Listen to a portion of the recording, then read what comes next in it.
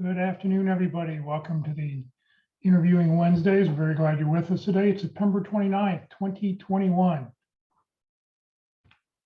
For those people on Zoom, if you have any questions throughout the presentation, please just enter your questions into the chat window. For those watching on Facebook, you can enter your questions in the comment field. I am monitoring that feed, and we will be sure to get those questions answered for you. Please note this event is being recorded. It's currently live on Facebook. The recording will be on the Career DFW Facebook page and the Career USA YouTube channel for others to view in the future. By participating in this event, you give consent for your name and picture to appear. Please note that any comments you put in the Zoom chat window do not appear in the recording. Well, good afternoon, everybody. My name is Jeff Morris. Back in 2008, I started a website called careerdfw.org to help those who are unemployed in the Dallas-Fort Worth area. In 2012, I started a second website, careerusa.org, to help people around the United States. I have written a book called What I've Learned About Your Job Search That You May Not Know. It is available on Amazon. Since 2007, I've been facilitating and leading the North Dallas Plano Career Focus Group. The group's been around since the late 1990s, and I'll tell you about our upcoming program that we have this Friday at the end of this session. And since 2017, I've been a member of the practice interview team, and you'll hear more about that in just a moment. Well, we have two speakers who have put this presentation together. Mark McDonald, who leads the interview practice, the practice interview team, and Walt Glass, who leads the interview success workshop.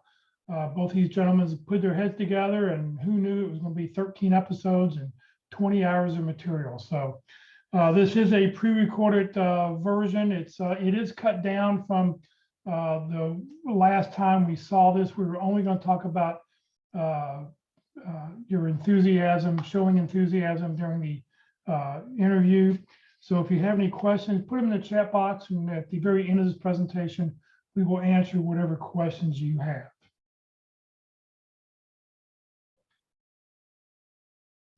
Yeah, who knew there were just so many things to talk about regarding interviewing. So my name is Mark McDonald. I've been involved with the pit crew since 2013. And before that, I had a career in the telecommunications equipment industry. And a few months before 13, like November of 2012, I got laid off for the third time in 10 years working in that industry. And that was it, 3 strikes and you're out. I started volunteering with the pit crew and continued my job search, but it was very difficult to get back into my industry that I'd had my career in. I took a bridge job for a couple of years, but now I'm retired, and that whole time since 2013, I've been able to continue to be involved in the pit crew, and even through now this transition to online service. So the pit crew is the practice interview team. We offer the opportunity for you to have a mock interview, but it's a very customized and personalized mock interview based on a job description that you send in. And I have a group of volunteers, so there's no charge for any of the services we provide. I have a group of volunteers who have all been hiring managers, and they're the ones that give you the interview. So we take a look at the information that you've sent in. We come up with questions we want to ask you and the situations we want to discuss. And then your interview takes about 45 minutes. It's recorded on the Zoom platform, so you get a copy of it. And then afterwards, there's some feedback and question and answer session. So you're getting feedback from people who've hired people to work for them, right? They've hired people as part of their professional responsibility. So that's the magic of the pit crew, is that feedback. And so if you're ready to practice, when you're ready to practice, send your information to dallaspitcrew@gmail.com. So there it is circled, and I'll post it up in the chat window as well. I mean, that's all I need is a brief message that said we met on Interview Wednesday. A lot of people try to contact me that I'm really confused about where I might have met them. So this will help me sort it out. Just let me know. And that's all I need. I'll add you to my network, and then you'll have some more contacts to use for finding people inside your target companies. The pit crew also offers one-way practice interviews, which are a little bit different than the two-way ones. Of course, the two-way ones, there's other people on the other end. For one-way interviews, companies are starting to use these for screening interviews. It's a very strange experience. knowing that there isn't anybody at the other end of the line. You're just literally talking to the computer and it's being recorded. So I give you an opportunity to practice. I give you the questions in advance and you get a link to the tool. And then after that, it's pretty much autopilot. You engage with the tool, you answer the questions. After you're done, you get a link to the video, and you're the only one who sees that. Nobody else will ever see it unless you decide to share it with them. And so you can see how you did on camera in this unique kind of situation where there's nobody at the other end. I recommend you do it. It's, it only takes, besides the preparation time, the interview only lasts a maximum of 12 minutes. You get 3 minutes for each question. So give it a go in case you get a opportunity to have a one-way video screening interview. Well, good afternoon, everyone. Walt Glass, and I enjoy helping people with their interviewing skills as well. I do it a little bit differently than the mock interview. So I do an informal interview. It's called the Interview Success Workshop. I do it on Tuesdays from 10 to 12. Only have 2 participants at a time, and if demand goes up, I can schedule other times besides the Tuesday regularly scheduled program. Now, what is this workshop about? It's about the fundamentals of interviewing. So before we get into doing a real interview, we want to know how to differentiate ourselves and how to sell who we are, what we do, and how we can help. So we cover the 11 basic categories of questions, their motives, approaches, strategies, options, ways that we might answer those questions, because it all depends on who's asking, what the question is, and where you are in the process as to how you might choose an option to respond. So with this basic information, then you can go to the next level, which says, now that I know what I need to prepare, how I can prepare it, some things I can do in advance, then I'm ready to do more of the mock style of interview, which you can also do with me as well, but still in an informal manner. I don't like learning in a hot seat, anxiety and stress and all that sort of thing. Brian took the workshop yesterday. You can see he has no wounds. He survived. He's alive. He's doing okay. So why can't we just enjoy learning and improving, which is what it's focused upon? So if you'd like to sign up, just go to my LinkedIn page. There's about section, gives you all the details of the workshop. It is free. You're going to get some goodies. You'll get a video and a handout. The video goes all about the handout. It's an hour long. Talks about the primary things of interviewing and some other things that differentiate ourselves from other candidates in that handout and video. So I'll be glad to have you participate. Just send me an email to that walt.glass@yahoo.com. Say you're interested, and I'd like to schedule some dates, and I'll send you back some availability, and we can go from there. So glad to have you join. Also do the easy hire thing. If you're interested in doing the one-way practice with the basic questions, I offer that as well. So come on down, sign up, join in. We'll have some learning without squirming. And demonstrating enthusiasm. So let's look at the schedule and let me put this into context. So we are on session 9 now, 4 more to go after this one. And the way this breaks down, if you want to go and look at some of the previous sessions, the first 5 were all about preparing to interview. We are now in the second group of 5, which is all about effective interviewing. And coming up today, demonstrating enthusiasm. And then after that, there'll be 3 sessions on kind of advanced topic, target companies and networking, and difficult interviewers, how to handle difficult interviewers and their difficult questions, and then avoiding mistakes. So common mistakes that we see in the pit crew, Walt sees in his workshop all the time. I mean, so we'll cover those in the hopes that you'll be able to avoid them, being aware of them. And so session 13 will round it out. I say those are available online. That's in Career USA YouTube channel, the Career USA YouTube channel. Jeff will have some information about that at the end, but go to YouTube, type in Career USA, all one word, in the search window, and it'll take you, to the Career USA YouTube channel. And there's a lot of stuff in there. Everything that Jeff does is there. One of the sections is about interviewing, and what is the percent of the hiring decision what percent of the hiring decision is based upon enthusiasm and interest in the job and company? So how important do you think demonstrating enthusiasm or interest in the position is in the ultimate decision, in the final call of whether you're going to be hired or not?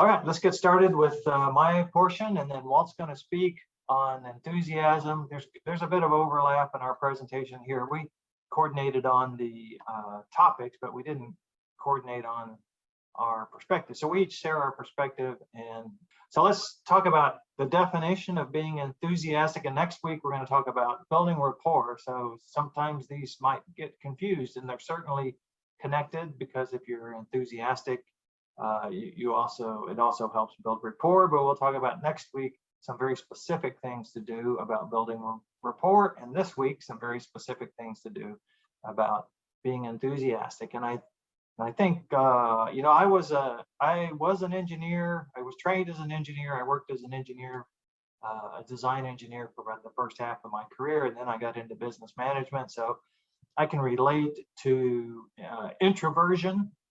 Worked with a lot of people who are introverted. I'm reasonably introverted myself. And so one of the things I focus on is helping people who are introverted demonstrate their enthusiasm. So I'm going to sprinkle throughout my comments here things that focus on introverts. And so the number one here is if you're not an enthusiastic person, then really what you need to do is show interest. You need to show interest. And so every time you hear enthusiastic, you want to say, how do you be enthusiastic? How do I show interest? Okay, how do I show interest? That's the question. And they are equivalent, okay? Showing interest in the things that we do and getting pleasure from doing them. So that's what being enthusiastic is. Having an active and motivated attitude instead of a passive one. You're very engaged in what you like to do. Enthusiasm means having a good attitude and receiving satisfaction from getting things done and pursuing our dreams. Good attitude is very important there. And I talk a little bit about your state of mind, and being unemployed can be kind of a beat down sometimes, and that'll show through in your interviews. So you need to really work on fostering a good attitude and be proud of the work that you've done in the past, and glad to talk about it and eager to get involved in doing it again. Now, building rapport is a little bit different. It's more of trying to build a connection or a relationship with someone else, okay? So being enthusiastic is showing interest, and building rapport is working on a connection between you, and a one-on-one connection, where you come to realize that you have common perspective. You may have some things in common that you pursue outside of work.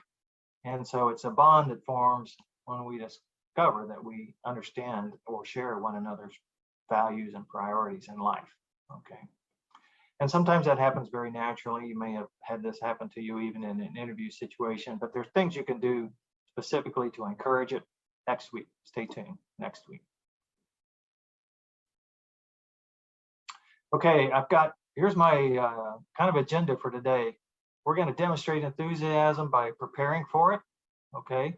By using words that demonstrate enthusiasm or interest, by living it, okay? Using our attitude, our positive outlook, by our demeanor and our interview etiquette. We're going to demonstrate it. We're going to take actions during and after the interview, well, even before, in preparation.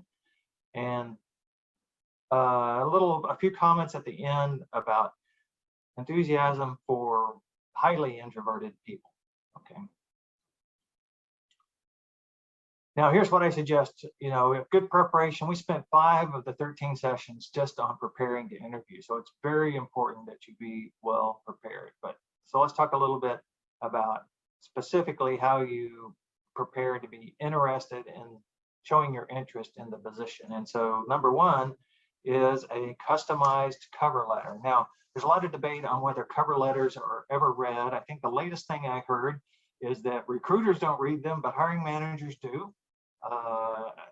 Carol Brickell has some data from her, from the organization that gave her her coaching credentials, that they had their annual meeting a few months ago, and that 62% of hiring managers will read the cover letter or take a look at the cover letter. Okay, I think anecdotally, you know, oftentimes recruiters speak, and you know, to job search organizations, and you know, I think they often say they don't look at them. So there you go. But hiring managers do. But it's a really good effort to go through to be prepared for your interview, and where you put together this description of what they need and how you have it, you know, where in your experience you have that. And so the most important thing there is what they need. And so you may decide to send this in, or you may not, but it's a good idea to prepare this. So when you go into the interview, you know off the top of your head, well, this is what you're looking for. This is what I found on the job description. And this is what I believe is the most important to you. And then you want to ask some questions, you know, to make sure that that's correct. But what you've demonstrated is your analysis and the time you've spent, and therefore your interest in the job.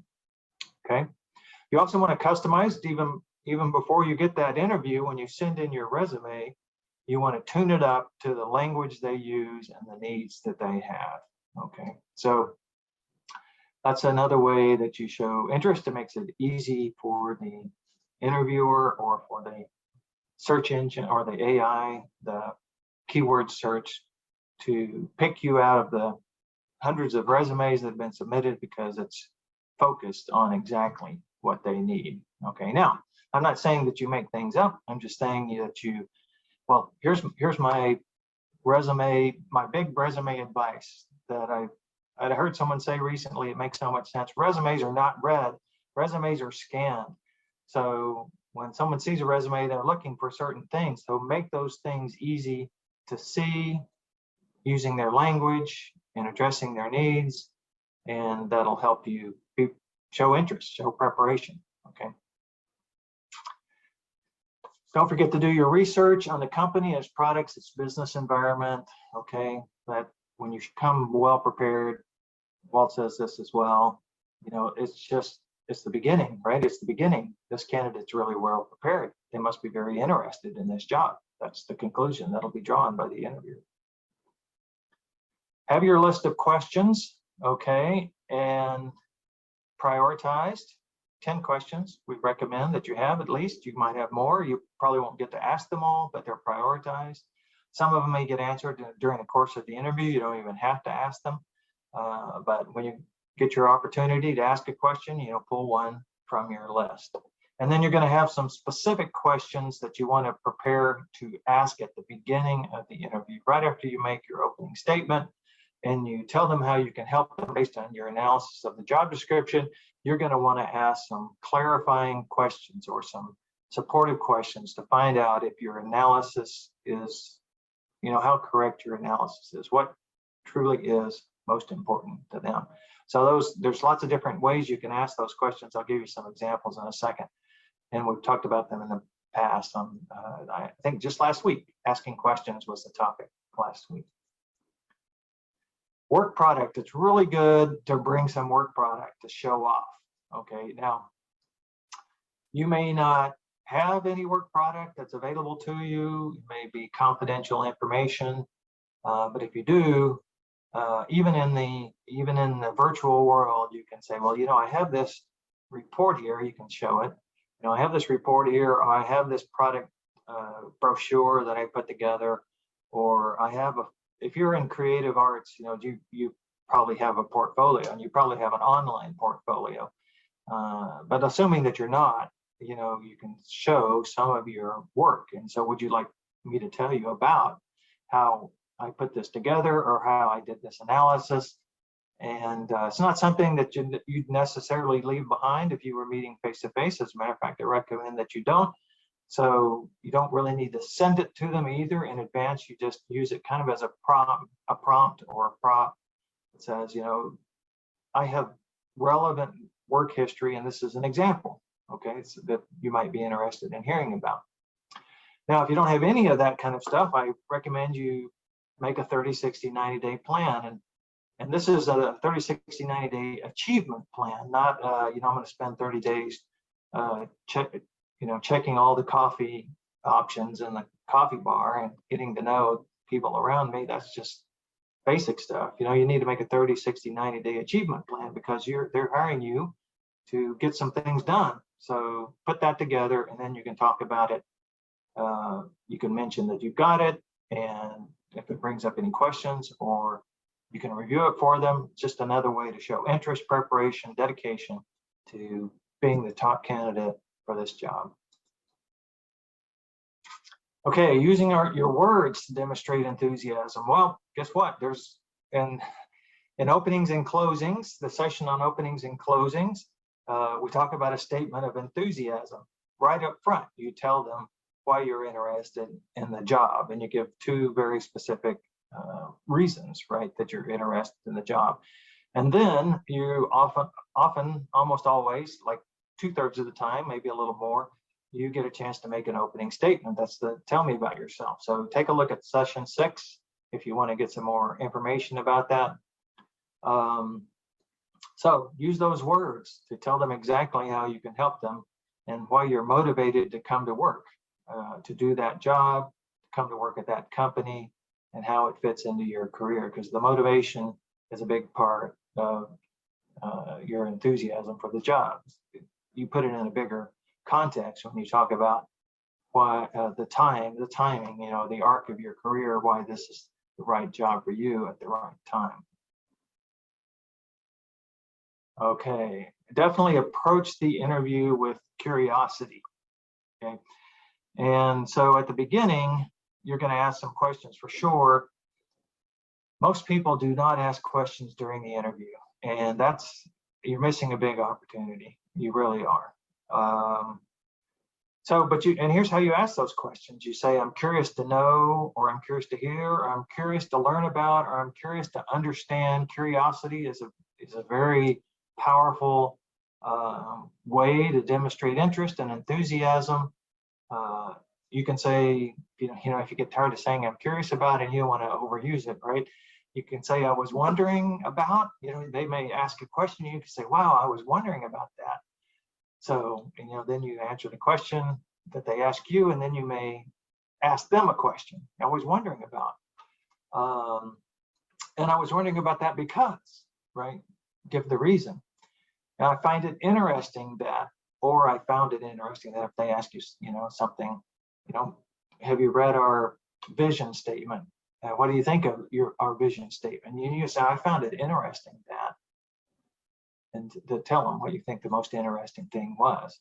And then you can ask them, what's your perspective on that? I mean, what do you think is the most powerful thing in the vision statement? So that's a good way to build rapport. Now, so these are connected, right? Showing your interest and enthusiasm, building rapport are connected.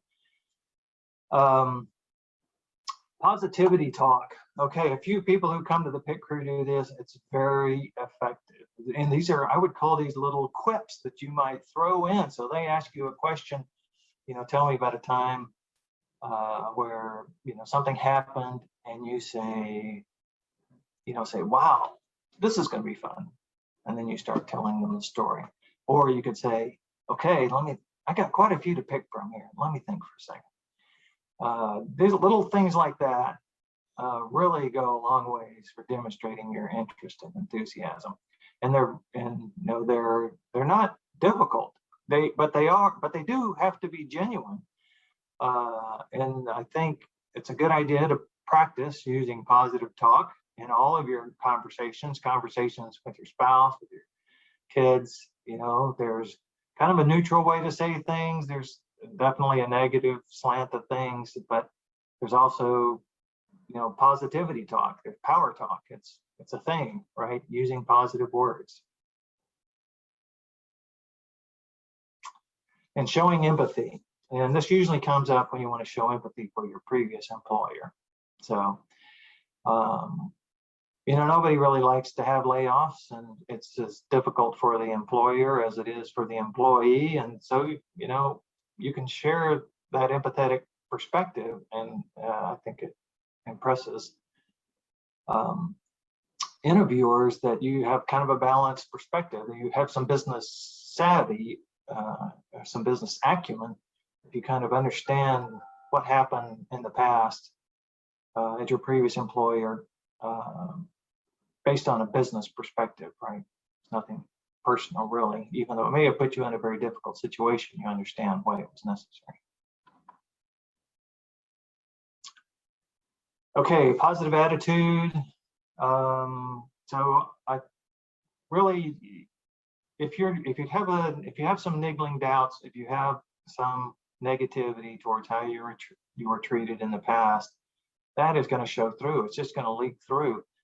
And so you need to work on that. Keep a journal, write down those things that bothered you. At some point, you want to burn that thing down, let those feelings go, think about the business and what they had to do and why they had to do it.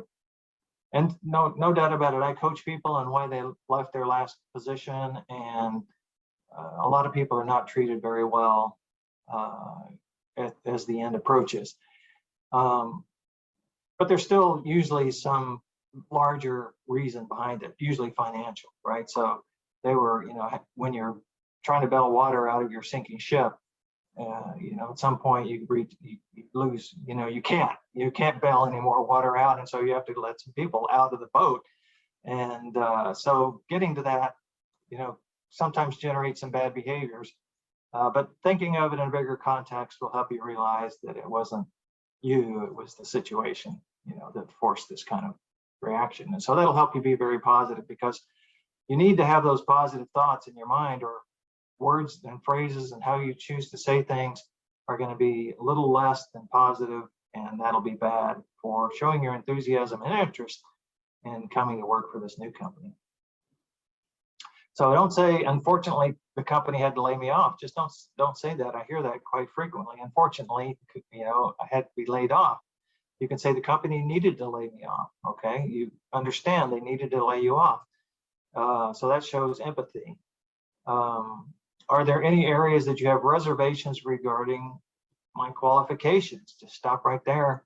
Don't say that I can clear up for you. This is actually what somebody said in a practice interview, and that was a great question right up to, can I clear that up for you? So this is kind of a subtle thing, right? To say, can I clear that up for you? What does that imply? It's whatever you're thinking is a misconception, so I need to clear it up. And that's not very positive. That's not a very positive thing to say to somebody. Now, here's a couple of good ones, and I like, so when you think about asking questions, think about sending a message or making a statement. So, is there anything that we discussed today that would cause you to hesitate in recommending me for the next step? Okay. The action you're asking for, the call to action is, please recommend me for the next step. Okay. That's the call to action part of this statement. Now, you've asked a question. Is there anything that's going to cause you to hesitate? Because you're definitely indicating that you want to be advanced to the next step by the question that you asked. And similarly, asking how you compare to the ideal candidate says, I want to be the ideal candidate. Okay, I want to be the top performer. So how do I compare? You're asking for feedback. Asking for feedback is a very positive thing as well. And if I was a spectacular success in this role after 6 months, what would I have accomplished? A very specific question about how you can help them, okay, in the near term. And I wouldn't wait till the end of the interview to ask this question. Ask this question earlier, like right after the opening statement. What are your top priorities? How do you think I can help the most?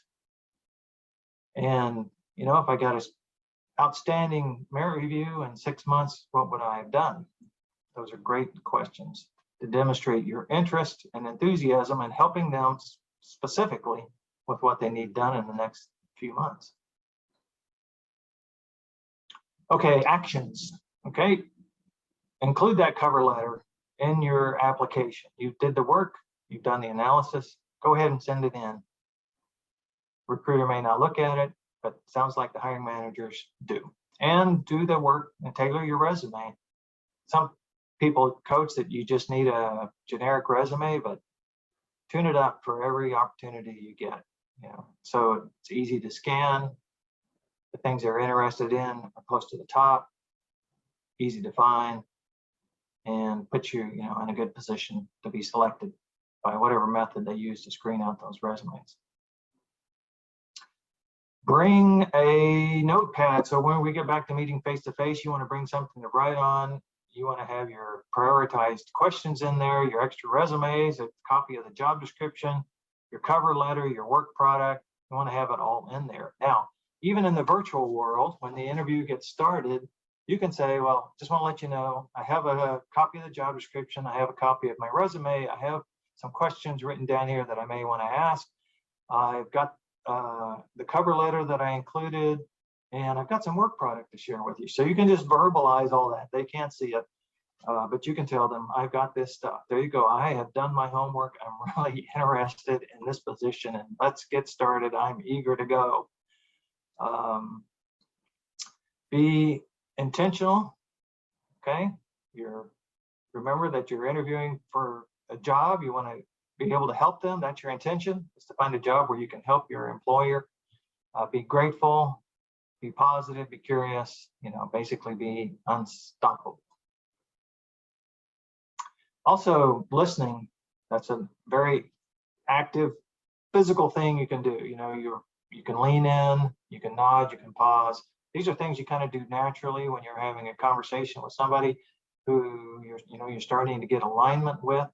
I wouldn't recommend that you do these kind of forced. It can be detected. It's not that difficult to tell when somebody's not being genuine. But get to that point where you're really, this is really the way you're going to behave, because you are genuinely interested to hear what they have to say. So that is to say, it's okay to do these things if that's the way you feel. Don't. Some people who come to the pit crew, for instance, even though it's a mock interview, they're very stiff. They are very formal. Let's say they're very formal, and that's going to be a hindrance to showing your enthusiasm and interest. So let it go. Let those. You don't have to be really stiff.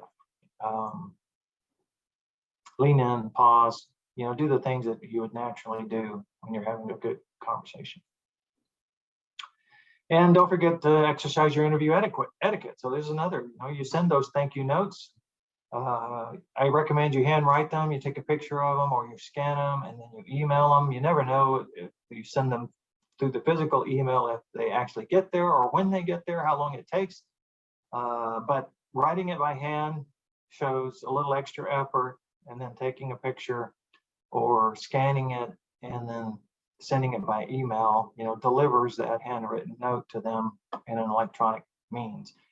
And don't forget to ask in your interview what follow-up looks like, and then when you should reach out to them next, when they expect to make a decision, and then do those follow-up activities that you agreed to do or requested. If you've requested to get an update in a week or so, then go ahead and call. You may end up leaving a message, but do all of those things. Okay, my last slide, and let's talk to strong introverts. Okay, and I got this idea that I needed to talk about this, and so I just went to Google and I typed in, this kind of thing, and here's what I found out.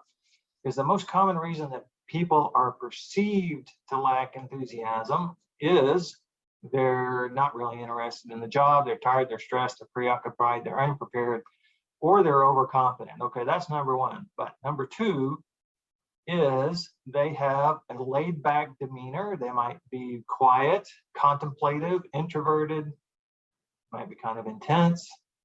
So this and if you're introverted, you probably know this.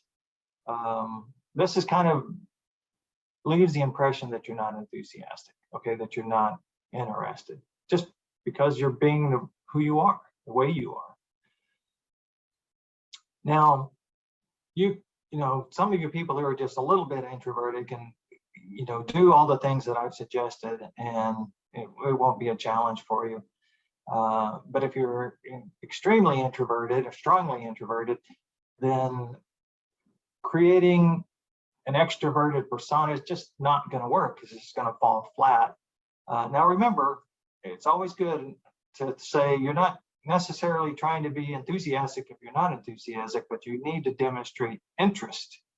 Okay, interest is as good as enthusiasm, and doesn't involve, you know, voice inflection and smiling big. All those things can help if you can do them, but if you're a very serious kind of person, here we go. The recommendation here is to go ahead and deal with that right up front. Okay, right up front at the beginning of the interview, acknowledge that you have a quiet, shy, intense, focused demeanor. Okay, and then you know, call out the elephant in the room that sometimes, you know, your demeanor is misconstrued to be less than enthusiastic, less than interested, when in fact that's not the case at all. Okay, and then you want to give an example of how your calm, your focused, your intent demeanor has been an asset in your success in the past. Okay, so you know, you're not going to change for them, you're not going to be able to change for them, and then you know, they see something in your background that's been interesting for them, or you wouldn't be having an interview. You just want to make sure that, you know, so I was an engineer when I interviewed with other engineers, or I hired engineers. You know, being an introvert was not an issue, right? Because most of us are pretty introverted.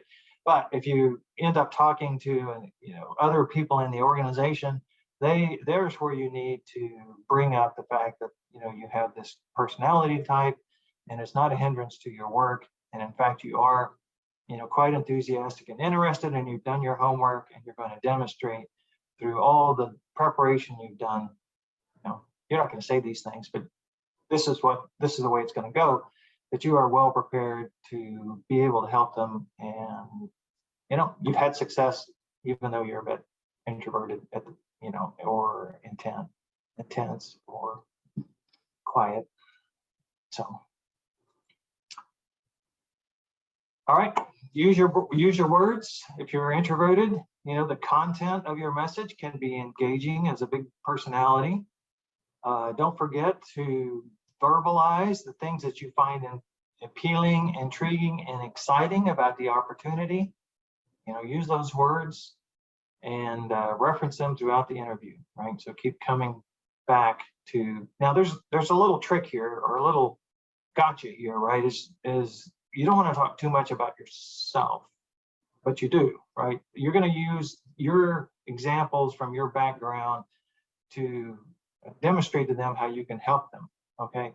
But you do want to talk about your enthusiasm, your motivation to come to work for them, because as we found out through the survey, it's a big percentage of importance to the final candidate, because in the end, there's going to be, the candidates will meet all the basic requirements that are necessary, and they'll pick the candidate that they believe is the most highly motivated, and therefore will be the happiest and most productive of the group. And so talking about why you're interested and what you find intriguing about the position is something you need to do if you have a quiet, reserved personality. There's a lot of things that Mark said that I kind of cut out of my presentation because we're so aligned in so many things. So I'm not going to, the fact that I don't mention the same thing that he mentions does not mean, just don't read anything into that, because we're trying to give you a complete picture and two perspectives at the same time. There's only one little tiny thing in there that I would suggest that Mark change. See if you can find it and send it to me. I bet you can't find it. It's so tiny. Is there a mistake? Did I make that typo? It's just not, no, it's just not that much quite that consequential, but Okay. I just want to say 99.99% and of all these things that you say, I think are fantastic things and a great help to us that are working on doing our interviewing in a very positive and enthusiastic, interesting way. So the first 6 sessions that we talk about all apply to enthusiasm. In other words, enthusiasm goes everywhere, anytime. It comes in now as you are maybe asking questions, showing enthusiasm, even with your question. When you unmute and ask the question, so you're showing interest in things like that in the words you say. So my question to you is, how can we be enthusiastic without preparation? So it's pretty hard to walk into an interview and you're not prepared and you're, a little bit sitting on a hot seat here and you've got some stress going on. And so how can you show enthusiasm when you're in that frame of mind? So it's not that easy to do. And so how can we be enthusiastic without confidence in ourselves? So preparation, confidence through preparation and practice is going to give us a lot more opportunity to be enthusiastic. You all know that already, but I thought I would bring it up here. A couple of definitions, feeling of energetic interest. So energy. Sometimes people ask me, what about fighting age? And, the problem with ageism and looking at us as too old. Energy is the #1 thing to show. We hired a new CEO in the company. He came in and downsized us twice, and I got to leave on the second one. But he brought in a CFO with him that was 90 years old. Okay. And so I knew some people in finance, and I said, well, how is it working for our new CFO? He says, that man has more energy. I mean, he's got get up and go than you can imagine. All right. That was his first words out and said, age just went away. So that's one way we can help with that. Absorbing or controlling possession of the mind by any interest or pursuit, a lively interest. So when we're genuinely interested in something and we're genuinely excited about something, we'll show it and we'll demonstrate it. That's why Mark put it up at the beginning, saying one of the most important things we can do is that enthusiasm. We saw that over half the people said, a great many of the people said that enthusiasm is one of the biggest differentiators in the hiring decision. So we want to make sure we do the things so that we can be genuinely enthusiastic. Now, Gordon says it's electricity of life. How you get it? You act enthusiastic until you make it a habit. Similar to Dale Carnegie, act enthusiastic and you'll be enthusiastic. I went to a Dale Carnegie course. It was on Thursday nights from 7 to 10 o'clock after work. Now, all the participants, there was about 30 of us that showed up. We weren't exactly like we woke up in the morning and ready to go. I mean, it was the end of the day. We were mentally tired from today's work. We were physically tired from some of that stuff. And here we are. And we had to do the act enthusiastic and be enthusiastic exercise, where one of the participants got up, we all stood up, we got in there, we repeated the word act enthusiastic and you'll be enthusiastic, getting louder and louder and using more and more body motion, exaggerating to a huge extent. And when we finished that exercise, we all felt better. We had more energy just by acting like it. Now, you don't want to screw up your mind and say, I'm faking it and I'm not really enthusiastic. We want to do it so that we're genuinely enthusiastic. And so I say that it must be genuine and sincere. It's not a fake it until you make it. So there's my first quote that I've ever put on anywhere about anything. The only other quote I would say, if you don't know what you're going to say in an interview, don't talk. That's the other one. All right. So Morabian did a study. Maybe you've heard about this. And he did a study on communications of feelings and attitudes. Now, this isn't just communication itself, but feelings and attitudes. So how do you build rapport? How do you create empathy? How do you do that? We're going to do ways that show our feelings and attitudes. Maya Angelou said, people won't remember what you said, but they'll remember how you made them feel. So by our actions, our words, and our facial expressions, etc., we're going to send these messages about how we feel and attitudes to them. And so that's how we can create that rapport and build that connection.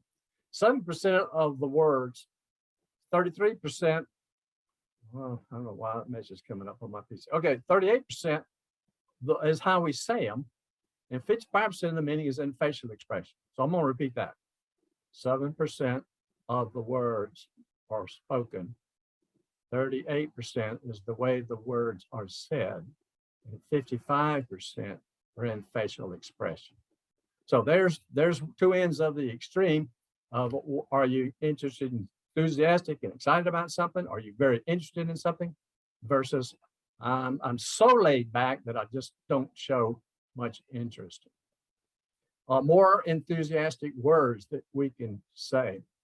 In fact, I'm thinking about maybe in our resumes, we might use some of the words where you might say generated $500,000 in new sales through, then you might use some of your attributes through passionate and leadership in the services and products we provide.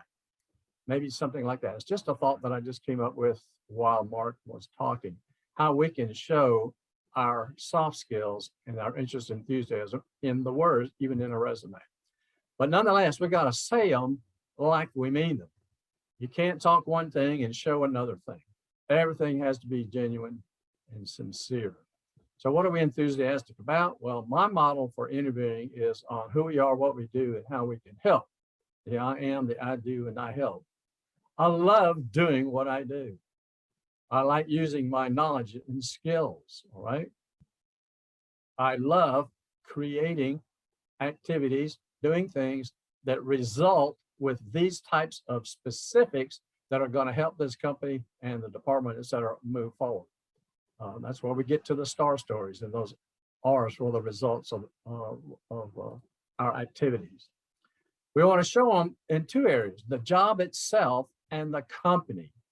The question that we asked in the beginning was, what percent do you think of the hiring decision is made from enthusiasm for the job and the company? Not only the job, but for the company. A lot of interviews talk about the job. They don't often talk about the knowledge of the company and what they know. Now, if there's anyone I would use as an example, I've used him before, but Jared, who got a position at Lockheed, when was asked what he knows about the company, the energy and enthusiasm and excitement in his voice about all the things that he knew about Lockheed would just blow you away. I mean, he just turned on. The light came on. He was all excited about talking about it. And so having the knowledge was really good, but how he demonstrated the knowledge really sold the deal.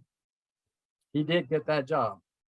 Took him a year, but he got it. Have a genuine positive attitude. So when I wake up in the morning, I'm not too positive. All right. I don't know how you wake up in the morning. I don't spring out of bed.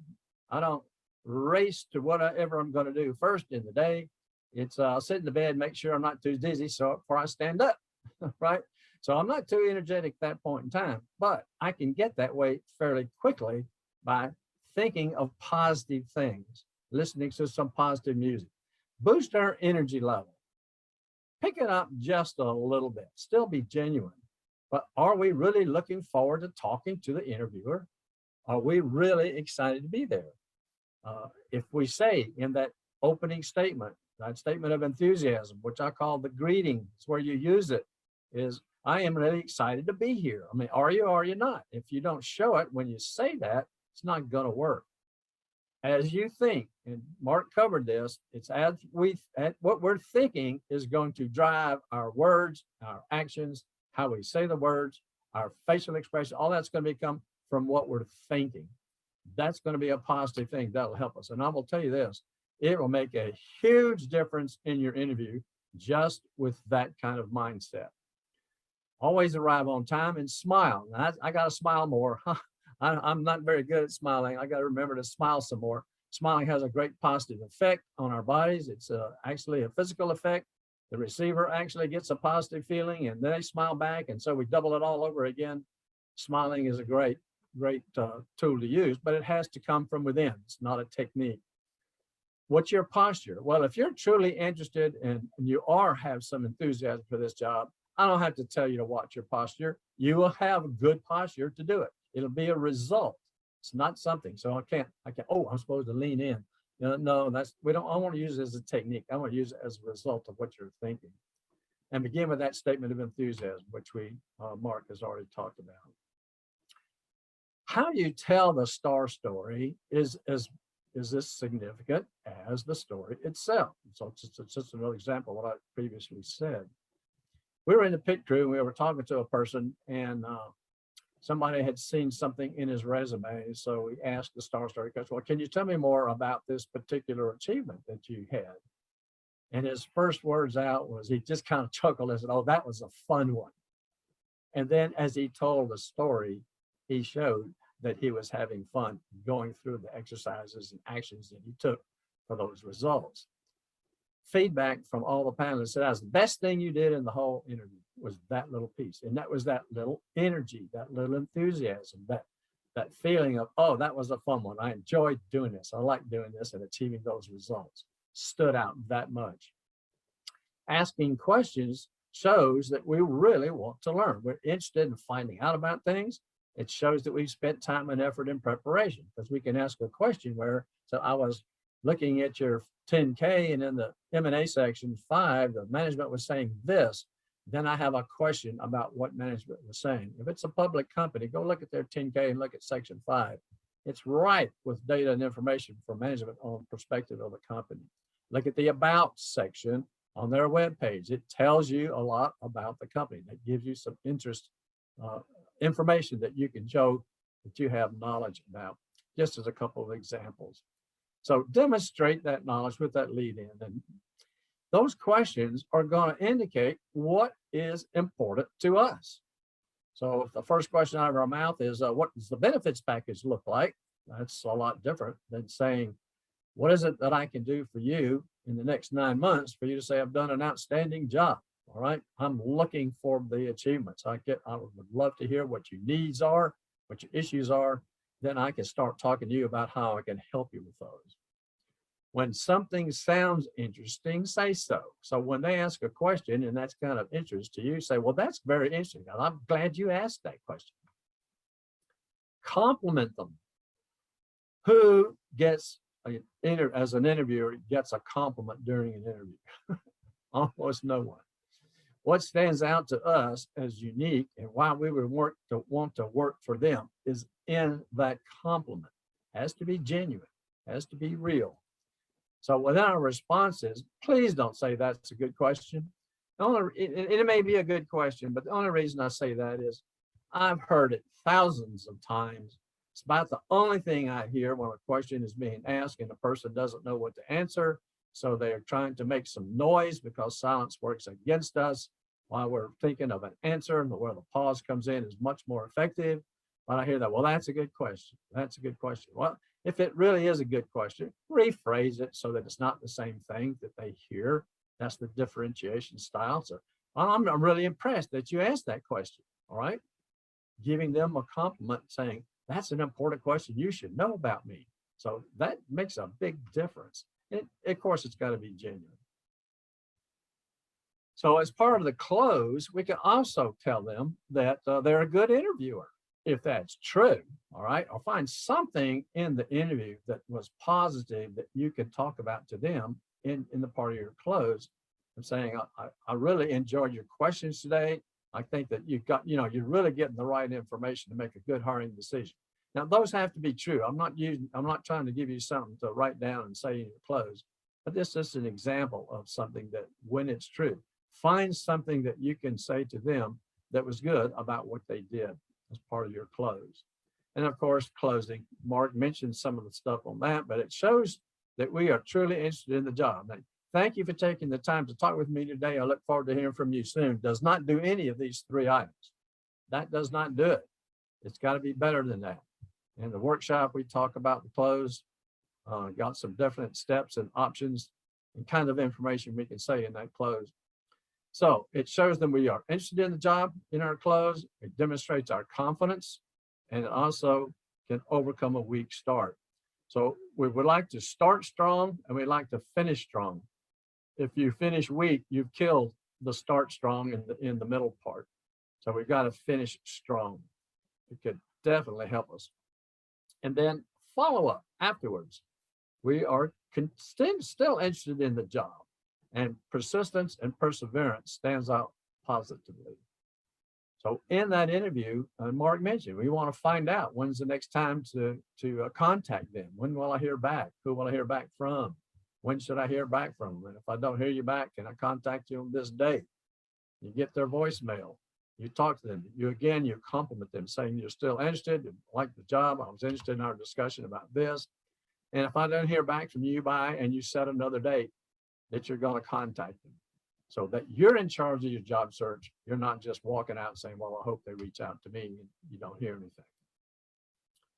So interviewers want an employee who's passionate, interesting, hardworking, and who'll be a good ambassador for the company. So they're looking at you. And so if you're going to be a customer facing person in that role, then they're going to judge you as, are you the kind of person I want to see sitting in front of one of our customers? Are you demonstrating that? Do you have that work ethic? Do you have the go get it? Do it what it takes to get the job done? If you're truly passionate about your work and you really love your work and you're excited about achieving those results, that will all demonstrate bullet number one. Enthusiasm does draw people to us. In fact, it's contagious. It's kind of hard to be sad and glum around somebody who's enthusiastic. It's not quite as strong as a yawn, but it sure does come close. Yawns are pretty strong, right? And if we're enthusiastic and interested, then there's a likelihood that the interviewer will return that enthusiasm and interest about us. So the steps are like this. Let's do some research and preparation, all right? We've done preparation on resumes. We've done on bio, LinkedIn. We've got our focus. We've done research on the company. We've done it on the industry, the competitors, lots of information we have before we go in. So get our content ready after we do all this research. Then we practice. So we take the preparation we have and we practice. And so you can come to the interview success workshop. We'll cover the fundamentals. We can also have a regular type interview, still informal. You go to the pit crew, have your mock interviews. Jared did about 4 sessions with me and 5 or 6 sessions at pit crew before he got a job, and said, boy, the real interview was so much easier. Well, of course, he did all that practice and preparation. So that gives us the skills and confidence now. The more practice we have, the more practice we have, the more confidence we have, the more skills we have, and start understanding how to do that interview. So that yields energy, enthusiasm, and interest. And then as a result of that, we get the job. So people that come to the interview success workshop don't show a lot of enthusiasm on day one. I mean, we're down at the basics and we're learning, nor do I expect them to show a lot of enthusiasm, because the emphasis is on learning for improvement. So we're in the preparation stage. Until you get through that preparation stage and you get to, okay, I feel pretty good now. And then you go have an interview and you do pretty well in that interview, and that gives you more confidence.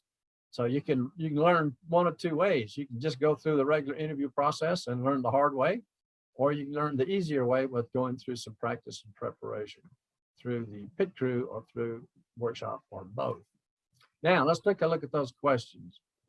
Christy asked, how do I not come across as overly enthusiastic, as a positive and extroverted, extra positive person? Wow. I would say don't do that. Good for you, Christy. Well, so and here I've had some time to think about it. So you don't want to be generically enthusiastic. Okay, so if you're an enthusiastic person, that's going to come through. You need to be very specific about what you're enthusiastic about. The job, the opportunity to help, be very specific. I mean, at the end, you don't want people to say, yeah, she was really enthusiastic, but I don't know how she can help us. You know, you got to focus that enthusiasm on very specific things. And of course, ask your questions, which might redirect what you need to focus on.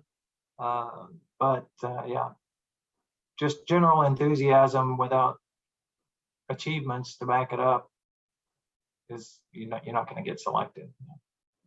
Good response, Mark, but don't change your personality. Be your personality. If they don't want that personality, you won't be successful there anyway.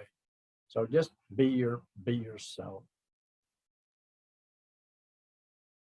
I'm sorry, this is Anne. I have a question. Sure. You mentioned in your discussion about carrying a notebook in and opening it up. I was very happy to hear that, because I am more comfortable during an interview to have that open in front of me and to carry those things. So thanks for sharing that and confirming that was a good idea. What about taking notes during the interview? Would an interviewer find that perhaps distracting? I would say at the beginning of the interview, in fact, as part of your, after your statement of enthusiasm, you might say, do you mind if I take a few notes during the interview? It's a courtesy request. All likelihood is they're going to be taking notes, and you can take notes. And during the interview, if they ask you a question and you want to respond to it, but you say, just a minute, I'd like to take a note, and stop. And so they know what you're doing, and you can take your note. Taking notes shows the interviewer you're interested in what they have to say and you want to remember it. That's significant. I suggest when you open your portfolio, your questions are on the left and your note-taking page can be on the right, so that you can take the notes as you wish. Okay, that ends the recorded session. If anybody has any questions, I didn't see anything in the chat window. But if you have any questions, you're welcome to unmute your mic and ask away. Questions?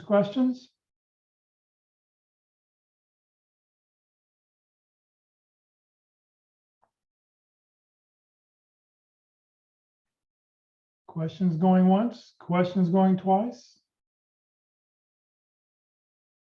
Any questions? All right, well, thank you for joining us today. Let me move on here. Just a reminder, Career DFW and Career USA, we're putting on training 4 days a week. Please join us. Tomorrow we have a special event, tomorrow being the 5th Thursday of the month. Normally on the 1st and 3rd Thursdays, we talk about resumes. The 2nd, 4th Thursday, we talk about networking. But because there's 5 Thursdays this month, I'm going to do a presentation to find out about how to use Career DFW and Career USA in your job search. If you're not familiar with the two websites, join us. I'm going to go and we'll point out some things that are on the website. And then at the end, I will share some of my top career tips. So join us tomorrow at 1 o'clock. This Friday at the North Dallas Plano Career Focus Group meeting, we'll have open forum. We will talk about whatever it is you want to talk about. That's at 9:30 Friday morning. Next Tuesday for LinkedIn Tuesdays, LinkedIn from a Recruiter's Eye. That'll be Kurt Vondermatter. He's a retained executive search consultant. He pays LinkedIn around $20,000 a year to use the full-blown recruiting package from LinkedIn. So he will show us what it looks like in the back end and what you need to do so that he can find you. And then next Wednesday for Interviewing Wednesdays will be on session number 10, building rapport, establishing chemistry with the interviewer. Very, very important, sort of a follow-up from today's session. Next Thursday, being the first Thursday of the month, will be on resumes. So the resume is not dead, and that'll be with Block Alderson. If this session has been recorded, it will be on the Career DFW Facebook page and the Career USA YouTube channel. Please follow us on YouTube, follow us on, subscribe to the YouTube channel, follow us on Facebook. We'd really appreciate it. On the YouTube channel, it's the Career USA YouTube channel.